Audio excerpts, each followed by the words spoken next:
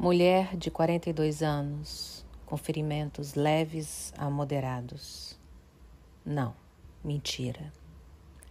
Ferimentos graves, seguidos de dorzinhas agudas, produzidas por longos anos de patadas pesadas e sem noção. Idiota. Não seja tola, com noção. Ferimentos moderados por longos anos de falta de tato, de ritmo, de swing, de delicadeza.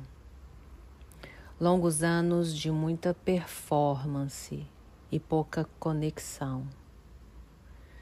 De caras de tacho derramando ejaculações precoces, frias, violentas, supervalorizadas. Anos de estocadas escrotas e retas e agudamente burras e obtusas, de tão patéticas quanto bater um bife. Coloca mais anos de sou sua putinha me chama de vagabunda compactuados, frutos da mesma educação que a tua. Mulher de 42 anos.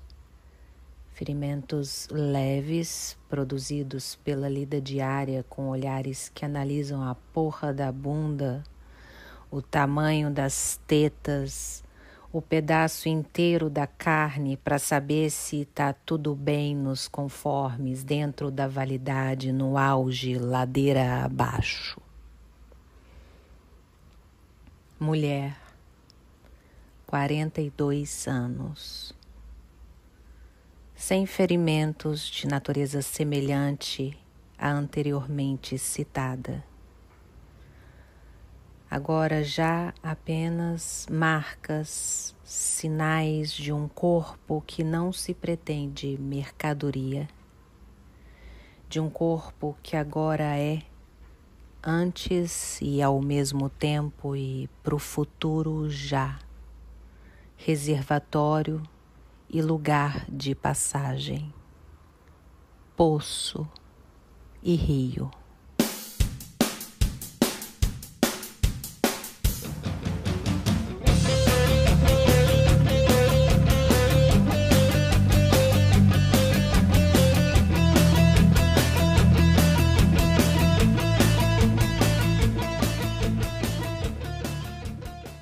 Mulher de 40 anos com ferimentos leves. Foi assim que eu fui descrita nas notícias de um jornal quando o teto de uma padaria chique desabou sobre mim em agosto de 2018. Eu levei um susto de ser aquela mulher de 40 anos com ferimentos leves.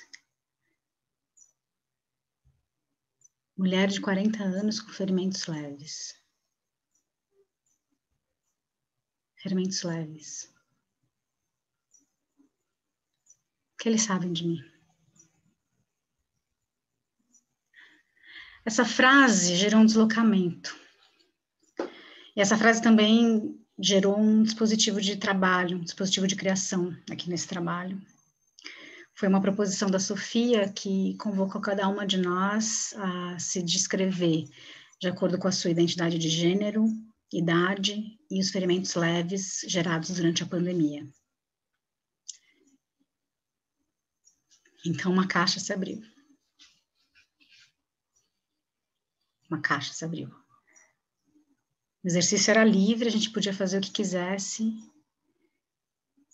mas a caixa se abriu.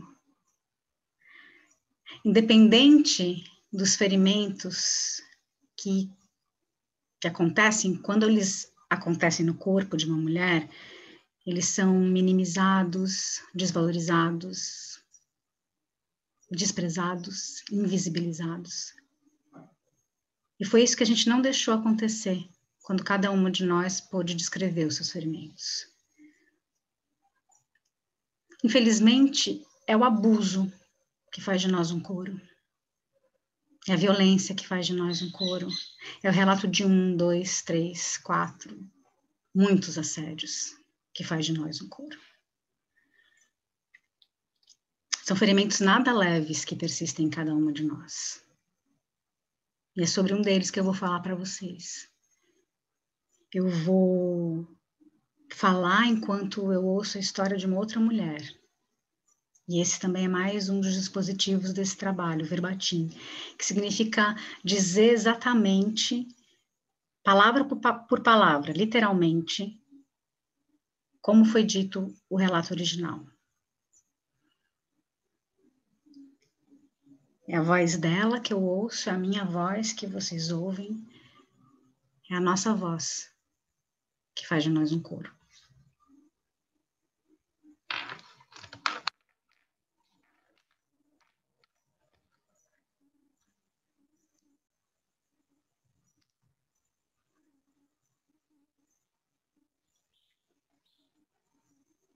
Eu vou. Mas eu vou sem imagem. Eu vou sem imagem porque a pandemia, ela, como fez com todo mundo, fez comigo também parar de fugir de certos fantasmas que me acompanhavam há muitos anos e eu fazia de tudo para não olhar para eles. E nessa pandemia eu vi que sim, eu faço parte de uma estatística da violência contra a mulher. Eu passei por um estupro que eu nunca tive coragem de assumir que tinha passado. E graças à pandemia, eu me vi obrigada a encarar esse monstro, encarar esse trauma, para conseguir, assim, de fato, superar essa ferida. Então, não é que a pandemia me trouxe uma cicatriz, a pandemia ela me fez olhar para uma ferida que ainda não cicatrizou.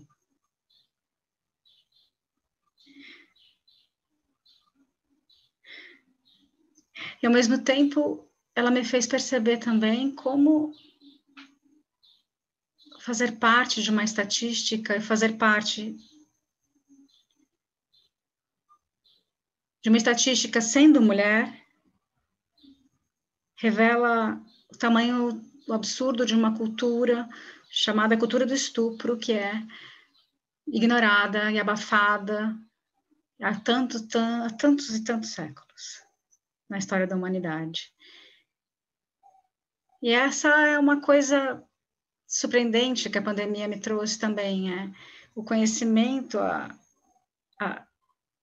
perceber a empatia de tantas mulheres, saber que eu não estou só, e saber também que nós, juntas, somos fortes, só somos mais fortes, só juntas somos fortes, de fato, para conseguir gritar, colocar a voz no mundo, porque o silêncio é a maior ferramenta que esses homens perversos usam para se apoiar e continuar agindo de uma maneira perversa. Eles têm certeza da impunidade, porque eles têm certeza do medo que a vítima vai sentir depois. Eles têm certeza de que a mulher vai se sentir frágil, vai ter medo de se expor, de ser duvidada e das pessoas perguntarem para ela se ela está inventando aquilo, se aquilo de fato aconteceu. Eles têm certeza disso. Eles têm a sociedade inteira, há anos, ao lado deles, dizendo que tudo bem, eles podem fazer o que eles quiserem. Só que não é assim. E a pandemia me fez ver que a gente tem força para fazer isso mudar. Que para isso a gente precisa gritar, colocar a voz no mundo. E para isso a gente precisa de apoio, de amor, de sororidade e de verdadeira empatia. Então é isso, a pandemia ela revelou para mim uma ferida que quero muito que se torne uma cicatriz. E que, através dessa experiência, eu possa colaborar de alguma forma para que o mundo seja um lugar melhor para se viver, independentemente do seu gênero. É isso.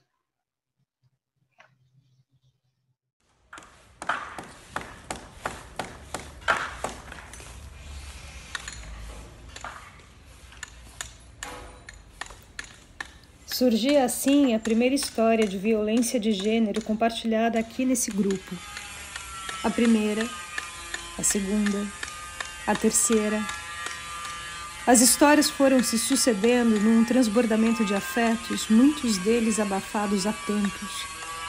A barragem da memória foi sumariamente rompida pela necessidade de falar e, assim, nomear sentimentos confusos, engasgados, doloridos, mas também pelo nascimento de uma empatia imediata entre o grupo, um sentimento que rapidamente se estabeleceu e que tinha a ver com: eu entendo a sua dor, ela é minha também.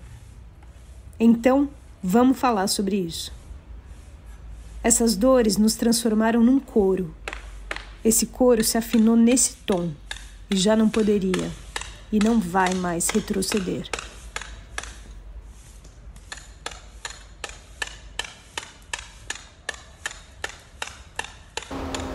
Silêncio. Eu tava bêbada. Fiquei com um cara qualquer porque fiquei puta com outro cara qualquer. Estava do lado de fora da boate, num amasso ébrio e consensual, do qual eu certamente me arrependeria no dia seguinte. O álcool me roubou memórias mais precisas desse momento. Foi quando apareceu o marinheiro. Não podíamos estar ali fazendo o que estávamos fazendo. Ok, senhor? Desculpa, senhor. Estamos saindo, senhor. O susto que corta o porre. O que eu estava fazendo aqui com esse cara que eu mal conseguia enxergar de tão bêbada? Vou voltar para minha cabine. Um navio tem muitas escadas, muitas áreas restritas, muitos labirintos, muitos andares. E eu corri por cada canto desse, fugindo do tal marinheiro. Eu tinha 19 anos e viajava com meus pais. O cara ameaçava. Meus pais saberiam o que eu estava fazendo lá em cima. Corre, corre. Moço, pelo amor de Deus, para. Corre.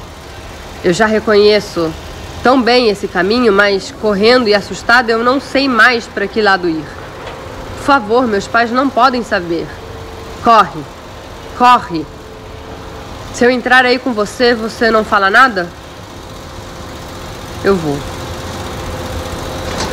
Impulso louco de sobrevivência, me desvencilho e volto a correr. Pânico. Muitas escadas, muitos labirintos, até alcançar o deck da recepção. Ali onde certamente tinha alguém no meio da madrugada.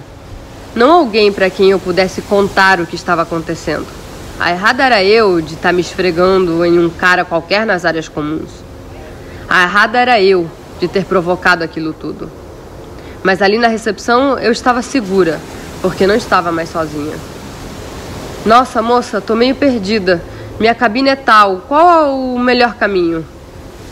Tempo de respirar, de crer que o marinheiro havia desistido, de traçar uma rota objetiva de volta à cabine. Escapei. No dia seguinte, desembarque. O cara do amasso me vê e pergunta se estava tudo bem. Eu aceno assustada.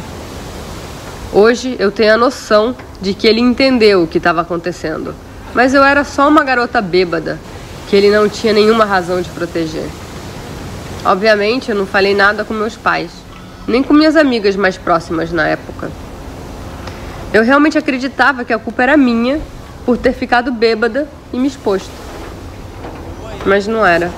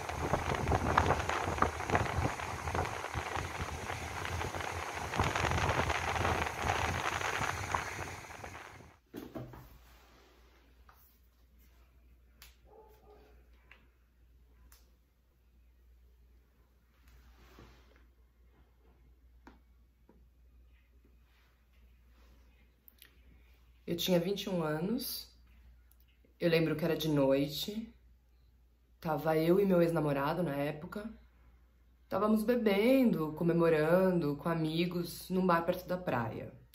E nisso, eu e meu ex, a gente decide dar um mergulho à noite no mar e a gente tira a roupa e deixa bem pertinho da água. Eu lembro que o mar tava forte, tava de ressaca, e nisso que a gente tava mergulhando, quando eu olho pro lado, eu percebo que eu não conseguia mais vê-lo. Então eu fiquei assustada e eu decidi que precisava achá-lo. E nisso eu saio do mar para poder pegar a minha roupa novamente, me vestir para poder ir pela areia, achar até onde ele poderia estar. Quando eu tô indo para pegar minha roupa, eu vejo um senhor pisando a minha roupa e eu estava nua. E nisso que eu tento pegar as roupas, ele, em um relâmpago de segundo, muito rapidamente, me joga no chão e se deita sobre mim, pronto para me penetrar.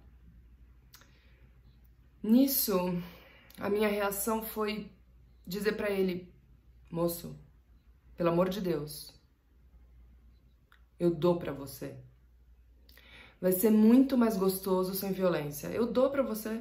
Eu só preciso achar meu namorado que tá aí se afogando no mar e eu volto aqui e dou gostoso para você.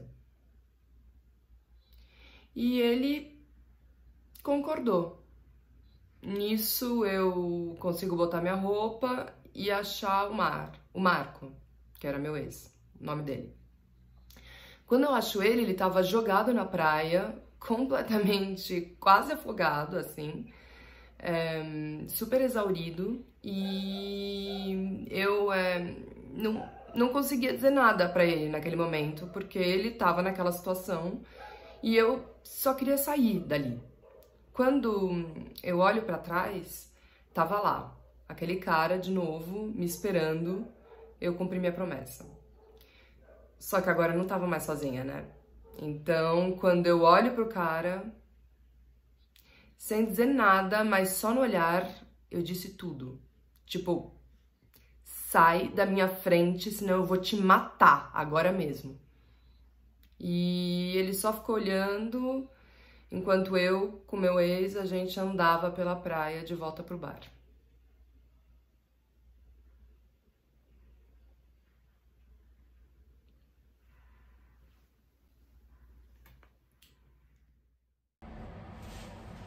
Além dos relatos das atrizes daqui, que vocês estão ouvindo entre as nossas vozes trocadas, outra história que atravessou a gente durante esse processo de criação foi a que aconteceu com a deputada estadual de São Paulo, Isa Pena.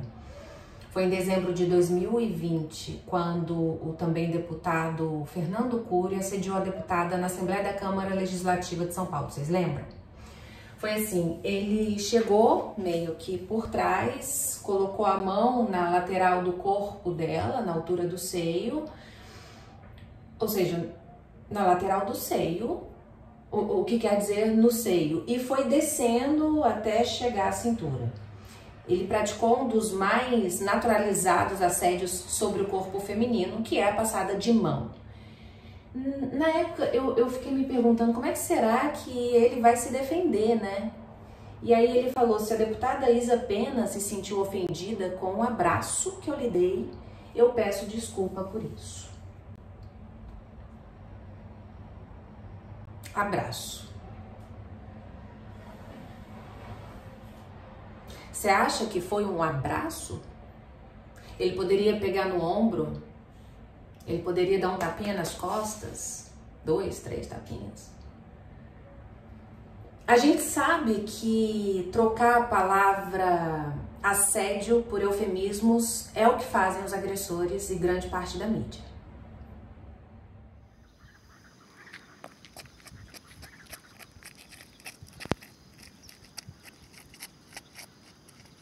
Então, pensamos que o que está em jogo aqui é o que funda a crença masculina de que o corpo da mulher é propriedade do homem, da igreja e do Estado. Os estupros em massa de nativas de povos colonizados pelo homem branco europeu não deixam margem para dúvida. A caça às bruxas dos séculos XVI e XVII também não nos deixa mentir. A colocação das mulheres no espaço doméstico para que pudessem procriar e cuidar dos filhos e, ao mesmo tempo, a impossibilidade dessa mulher decidir levar ou não uma gravidez adiante, mostrou-se um excelente mecanismo de controle sobre os corpos femininos. Mecanismo que serve a um sistema que precisa de excedente de mão de obra e um farto mercado consumidor para acumular riquezas. A Silvia Federici fala sobre isso em Caliban e a Bruxa, por exemplo.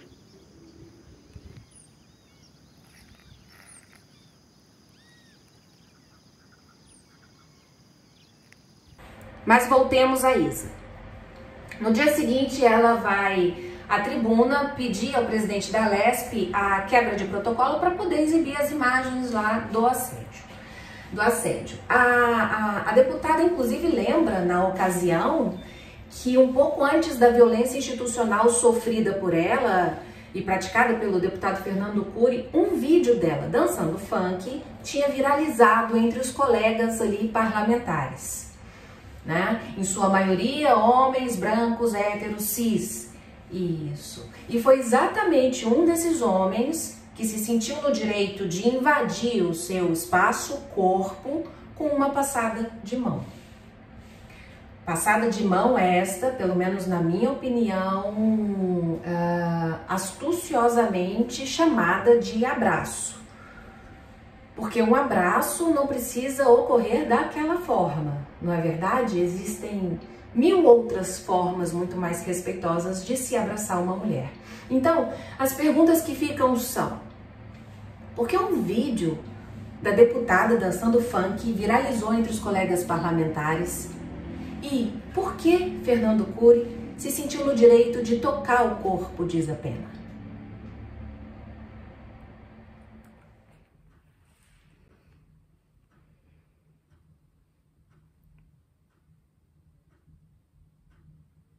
Tinha 14 anos e eu tava numa festa na casa de uma grande amiga minha, com vários amigos meus, uma festa cheia.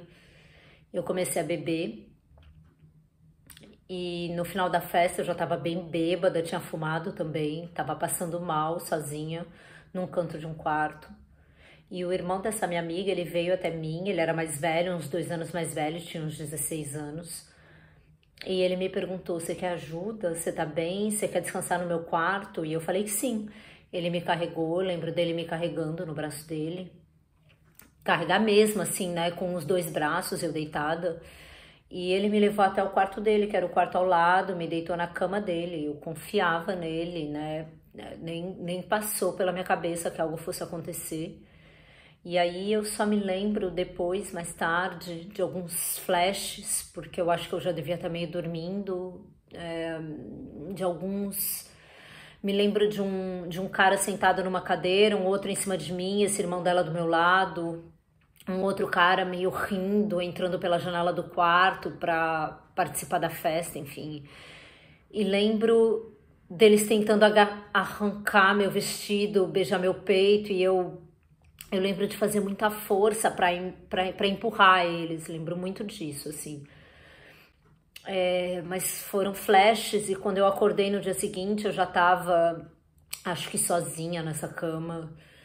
E eu não sabia se tinha sido um pesadelo ou se tinha sido realidade. Eu subi correndo para outro andar para achar os meus amigos e dizer para eles que eu queria ir embora. Já era de manhã, eu fui embora com uma amiga e aquilo ficou na minha cabeça, um pouco como se tivesse sido sonho ou pesadelo, um pouco como se tivesse sido culpa minha. Depois de muitos anos, eu encontrei um dos caras que aparentemente estavam nesse quarto e ele me perguntou uma coisa do tipo: ah, você era a menina que estava trancada com 6 caras dentro do quarto, né? Da próxima vez, você devia tomar cuidado e não se trancar num quarto com 6 homens. E eu lembro de ficar sem reação, olhando para ele, sem saber como reagir, sem saber o que responder, pensando: não fui eu que me tranquei, né? Me trancaram lá dentro, eu não tinha ideia do que estava acontecendo.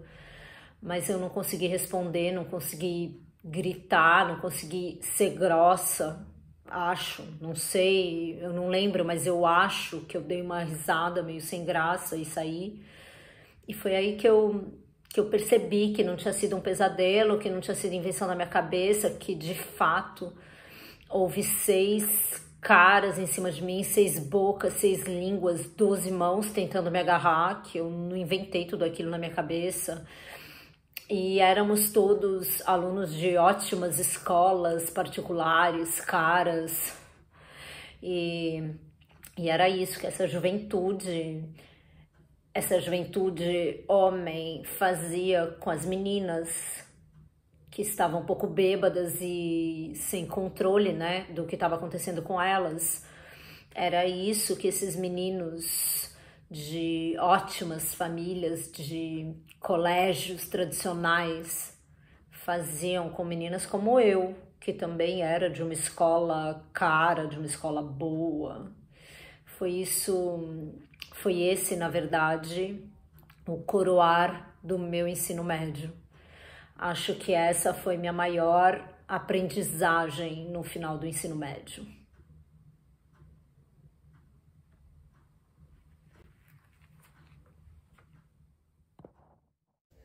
Bom, eu estava no Rio Centro, num evento que se chamava Festa das Crianças. Ia ter show do Jubilula, que eu adorava, da Xuxa, do Trem da Alegria. A gente tinha ido sem os nossos pais, eu e meu irmão mais novo. Ele adorava a Xuxa e eu curtia o garotinho do Trem da Alegria. Nós fomos com outras crianças do condomínio, a gente morava em Itaipu, em Niterói, que era muito longe do Rio Centro, que ficava para o Recreio, depois da Barra. Era um dia de euforia para todo mundo, eu acho que eu devia ter 12 ou 13 anos, eu não sei. Na hora dos shows, nós fomos, todas as crianças, né, do condomínio, a gente tentou encontrar um lugar bom, porque estava muito cheio. E eu não podia perder o meu irmão de vista, porque ele tinha 4 anos a menos do que eu, era responsável por ele. Durante o show da Xuxa, eu lembro que um cara estava meio que grudado em mim, assim, por trás, e eu achava que era em função do tumulto. Eu me afastava sempre dele, empurrava, assim, para trás. Eu ia andando para trás, para longe, né, do palco, e sempre puxando meu irmão para dar passagem para ele poder se aproximar, né? Porque se ele estava tão grudado, é porque ele queria ver o show de mais perto. Então eu saía para ele poder passar e ele não passava. E ele sempre dava um jeito de aparecer assim, bem colado atrás de mim, né? E eu entendi que com aquele gato errado, eu ia perder o show, eu ia perder meu irmão de vista. E eu não sabia nada sobre nada naquela época, com 12 anos. E depois de um tempo, eu deixei o cara ficar ali, grudado no meu corpo, se masturbando na minha bunda, né? Eu lembro do pau duro dele, eu lembro que eu não tive nojo, eu só queria que parasse e que ele fosse embora. Na minha cabeça de memória, isso durou assim meia hora, mas deve ter sido rápido. Porque ele gozou, ele foi embora. Eu nunca esqueci do cheiro desse cara. Um cheiro azedo. E eu nunca esqueci que a minha roupa rosa ficou toda melada. E eu nem sabia o que era aquilo. Eu nunca contei isso pra ninguém.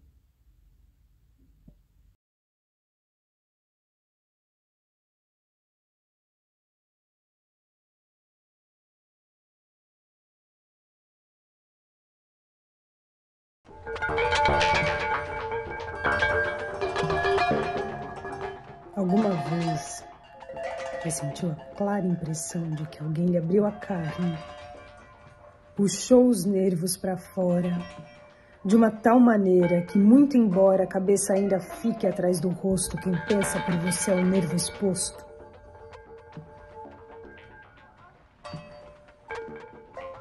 É assim que eu tô ferida.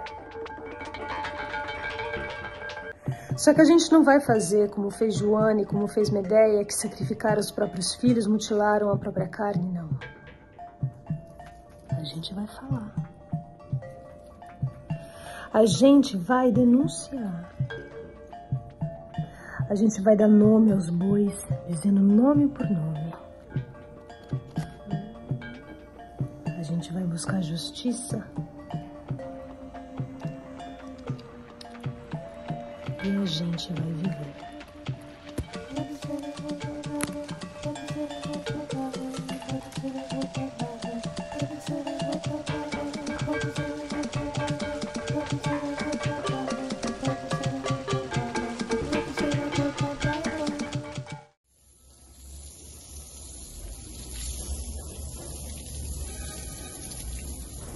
8 anos.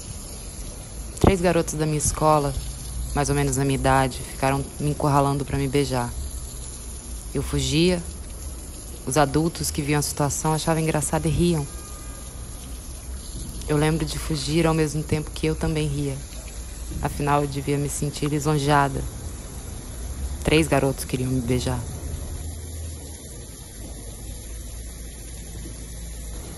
Onze anos. Matinê de boate em Rio Branco. Eu sinto alguém passando a mão na minha bunda. Eu viro com gana de dar um tapa e quando eu vejo era um cara barbado, grande.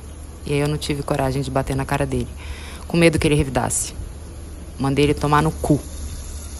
E ainda assim ele queria entender por que eu tinha feito aquilo. Isso passou batido na minha mente por muitos anos, porque o fato de conseguir reagir fez com que aquela situação não ficasse gravada na minha memória como eu de vítima ou culpada.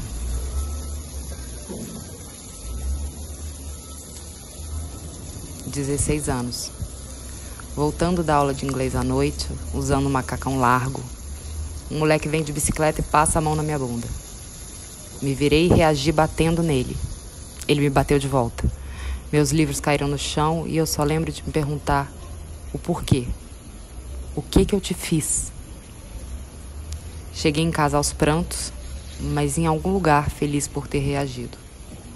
Eu tenho certeza que aquele moleque percebeu que nem toda passada de mão sairá impune.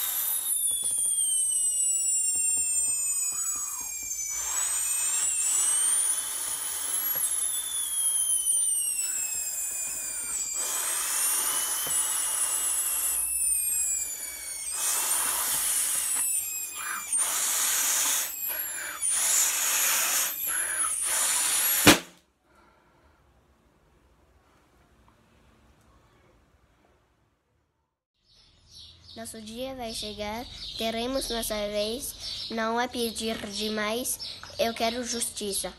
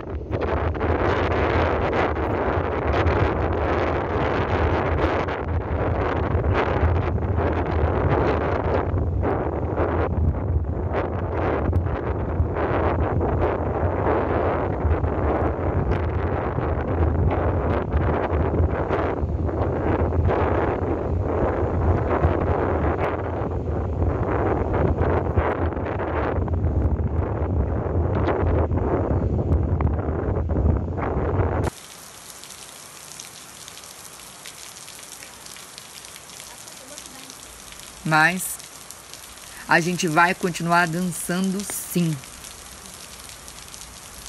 Dançando funk, rock, metal, tecnobrega ou o que for.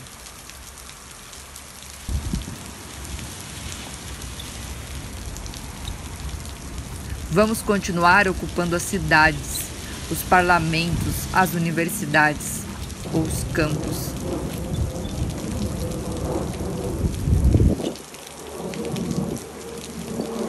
Vamos continuar resistindo a uma cultura que insiste em nos silenciar e nos culpabilizar.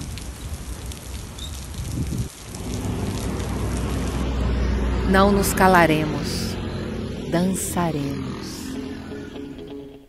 Dançaremos a nossa sabedoria arcaica e a possibilidade de ser o que desejarmos. Dançaremos a posse sobre os nossos próprios corpos. e dançaremos tanto e exaustivamente e mais, até que os nossos sapatos se desgastem e que só nos restem os nossos pés descalços. Ainda que os nossos pés descalços sangrem sobre os cacos dos espelhos que nos deram e sobre os escombros das já tão velhas construções erigidas pelo patriarcado.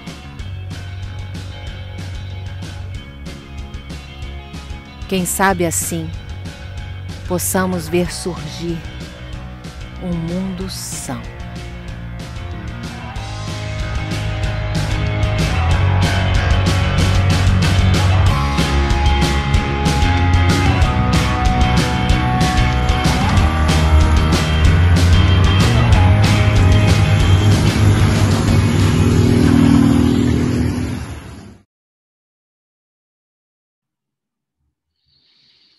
Mulher, 46 anos, menstruou a primeira vez aos 11, desmenstruou na pandemia.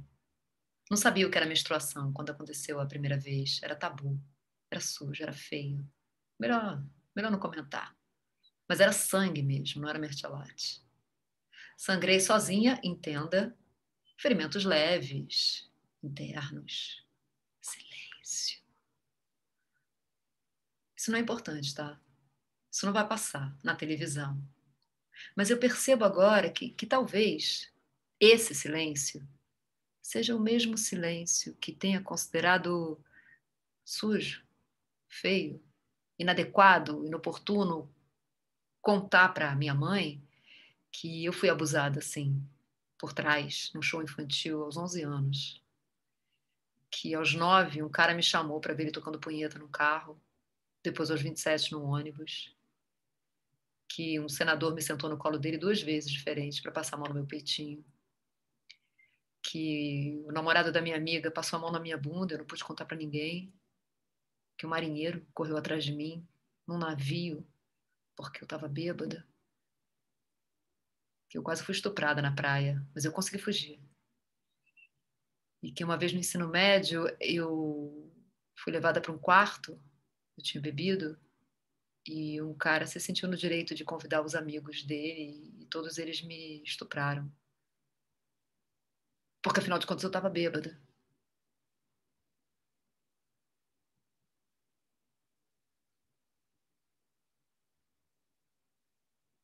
Não. Não me acostumei. Agora vai passar na televisão. Agora o normal vai ser falar sobre isso. Apontar. Nomear. O novo normal vai ser dizer, não, peraí, não, isso não está correto. Isso não é legal. Eu entendo que no passado isso poderia ser visto como uma coisa correta, mas não é, tá? Nunca foi. Nossa, que chata, hein? Que chatas vocês mulheres ficaram. Meu cu. Ah, porque eu cresci numa sociedade machista, porque eu aprendi com meu pai. Eu entendo o seu problema, tá? Mas eu não posso resolver. Aceita o desafio. Faça do bom senso a nova ordem. Não é pedir demais. E nas escolas, as crianças vão repetir a nova música urbana. Quem me dera, hein? Quem me dera ao menos uma vez que o mais simples fosse visto como o mais importante. Mas nos deram espelhos e vimos